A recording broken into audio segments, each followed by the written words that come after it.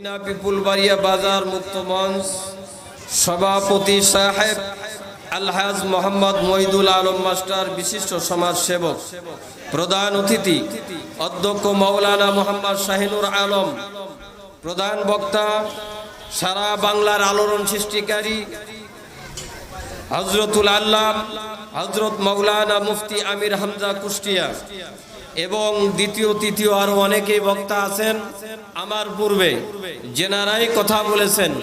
আল্লাহ তাবারক ওয়া তাআলা ইলমে এবং হায়াতের মধ্যে বরকত দান করেন, সকলে বলেন আমিন।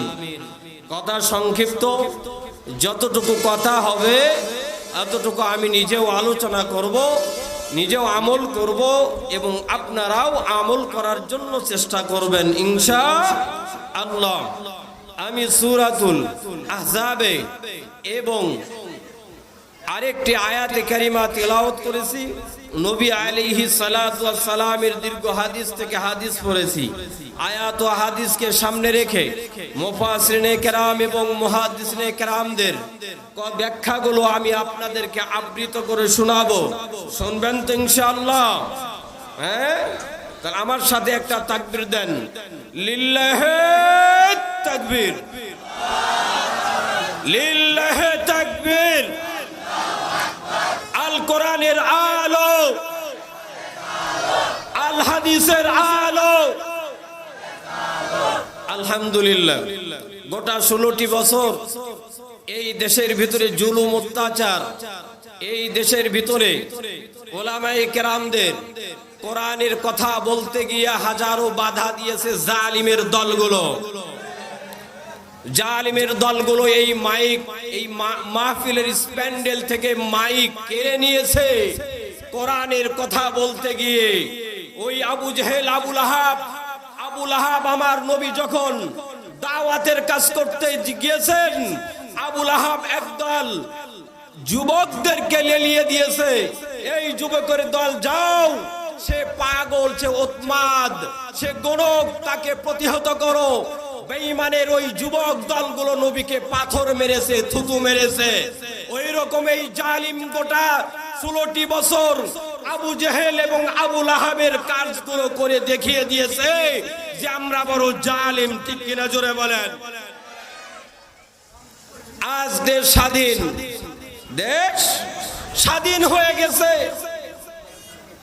কিন্তু আমরা স্বাধীন করেছি, স্বাধীনতা টিকতে রাখতে পারতেছি না, ঠিক না? আমার আলোচনা সংক্ষিপ্ত হবে। নবী বলেন, আল্লাহ রাব্বুল আলামিন বলেন, তোমাদের আদর্শ রয়েছে, তোমাদের উত্তম আদর্শ রয়েছে আমার নবীর ভিতরে, নবীর মধ্যে। তাহলে নবী দুনিয়াতে কি নিয়ে আসলেন এবং দুনিয়াতে কি রেখে গেলেন? আলোচনার সাবজেক্ট দুইটি। কয়টি? মনোযোগ দিয়ান এখানে। আলোচনার সাবজেক্ট দুইটি। একটি হলো নবী যখন দুনিয়াতে আসলেন কি নিয়ে আসলেন এবং রেখে গেলেন, নবী দুনিয়াতে কি রেখে গিয়েছেন, শুনবো তো ইনশাআল্লাহ। আমার নবী দুনিয়াতে নিয়ে আসছেন উত্তম আদর্শ। কি নিয়ে আসছেন দুনিয়াতে? আমার নবী দুনিয়াতে উত্তম আদর্শ নিয়ে আসছেন এবং কি রেখে গেলেন এর পরবর্তীতে আমি শোনাবো ইনশাআল্লাহ। রব্বি শরহ লি সাদরি ওয়া ইয়াসসির লি আমরি ওয়াহলুল উকদাতাম মিন লিসানি ইয়াফকাহু কওলি। لقد كان لكم في رسول الله أسوة حسنة। হে দুনিয়ার মানুষ, আমার নবীর মধ্যেই রয়েছে তোমাদের উত্তম আদর্শ। কি রয়েছে? হে দুনিয়ার মানুষ, আমার নবীর আদর্শ কেমন? হযরতে আবু হুরায়রা রাদিয়াল্লাহু তাআলা আনহু বলেন, আমি দীর্ঘদিন নবীর খেদমত করেছি, দীর্ঘদিন নবীর খেদমত করেছি রে সাহাবায়ে কেরাম। আমার নবীর খেদমত করতে গিয়ে নবী কখনোই বলে নাই ও আবু হুরায়রা তুমি এটা কেন করেছো বা কেন করো নাই, এই কেন শব্দটাও আমার নবীর জবান থেকে বের হয় নাই। আল্লাহু আকবার।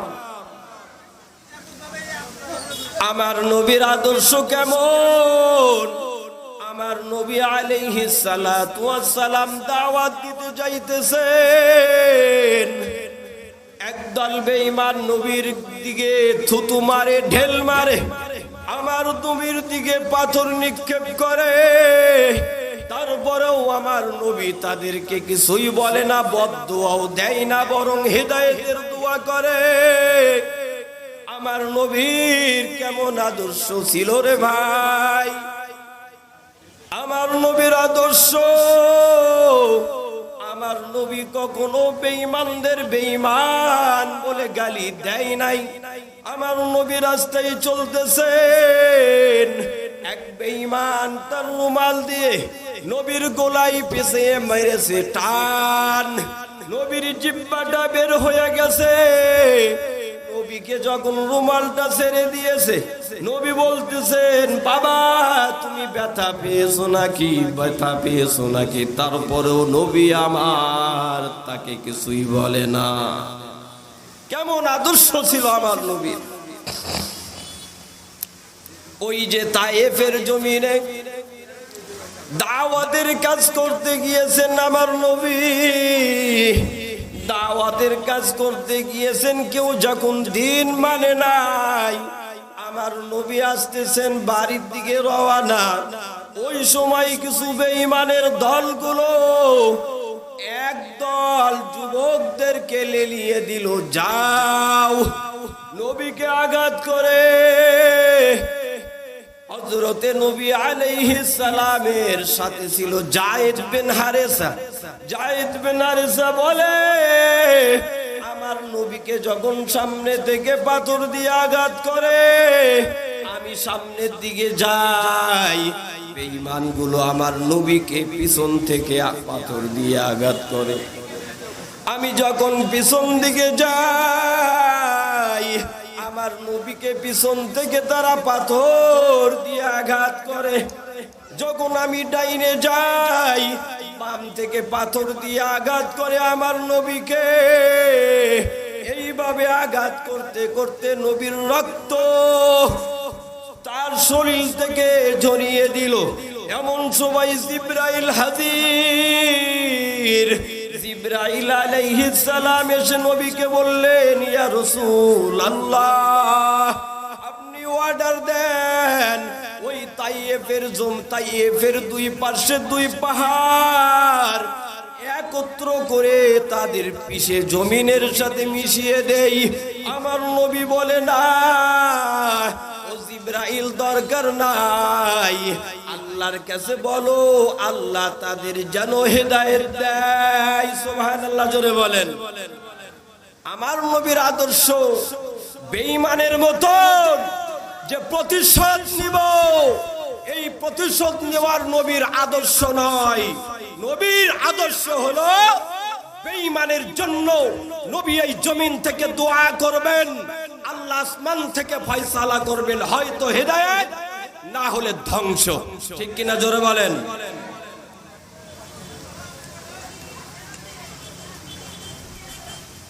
চার ব্যবস্থা করবেন। সাহাবায়ে কেরাম হযরতে আম্মা জান আয়েশা সিদ্দিকা রাদিয়াল্লাহু তাআলা আনহার কাছে এসে বললেন ও আম্মা জান আয়েশা, আমার নবী সম্পর্কে আপনি কিছু বয়ান করেন। নবী বললেন ও সাহাবায়ে কেরাম, কানা খুলুকুল কুরআন, তোমরা কি কোরআন পড়ো না? সাহাবায়ে কেরাম বললেন আম্মা জান আমরা কোরআন পড়ি। নবীর কথা হযরতে আম্মা জান আয়েশা সিদ্দিকা রাদিয়াল্লাহু তাআলা আনহা বললেন ও সাহাবায়ে কেরাম, কোরআনের শুরু থেকে শেষ পর্যন্ত যা তোমাদের নবীর ক্যারেক্টার আর চরিত্রটাও ছিল তা। আল্লাহু আকবার। তাহলে কোরআন এর বাস্তব হলো আমার নবীর আদর্শ। সুবহানাল্লাহ বলেন।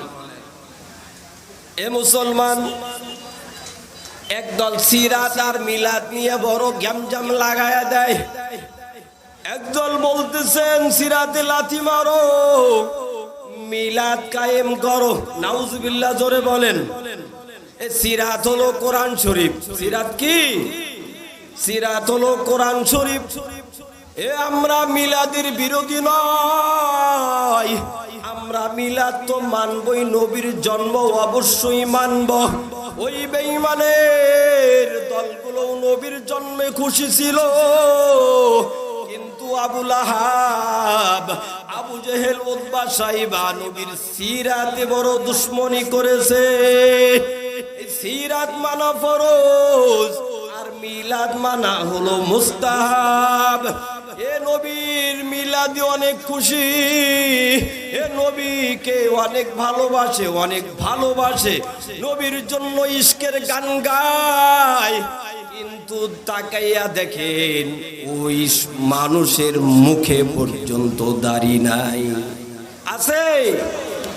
এই মুখে যদি দাড়ি না থাকে নবীকে তুমি কেমন ভালোবাসো? কালান নবী সাল্লাল্লাহু আলাইহি ওয়াসাল্লাম, কুল্লু উম্মতি ইয়াদখুলুনাল জান্নাতা ইল্লা মান আবা। লাইনে দাঁড়ায় যান, একটু সহযোগিতা করেন, সবাই যেন বসতে পারে। প্রিয় শ্রোতা, আপনাদের মাঝে চেয়ার যাচ্ছে, সুন্দরভাবে লাইন হয়ে বসবেন, কোনো পেরেশানি নাই। সকলেই চেয়ারে বসবেন, কোনো পেরেশানি করার কোনো প্রয়োজন নাই।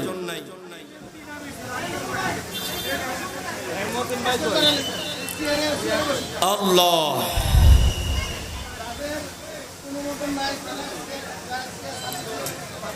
এ মুসলমান এদিকে তাকান, বয়ান শোনেন আর চেয়ারে বসেন। আমার নবীকে ভালোবাসে, মুখে দাড়ি রাখতে পারে না। আমার নবীকে ভালোবাসে, 5 ওয়াক্ত নামাজ পড়তে পারে না। আমার নবীকে ভালোবাসে, নবীর সুন্নাত মানতে পারে না। আল্লাহুম্মা সাল্লি আলা সাইয়্যিদিনা ওয়া নাবিয়িনা ওয়া শাফি'ানা ওয়া হাবিবানা। একটু জিকির করি তো। লা ইলাহা ইল্লাল্লাহ, লা ইলাহা ইল্লাল্লাহ।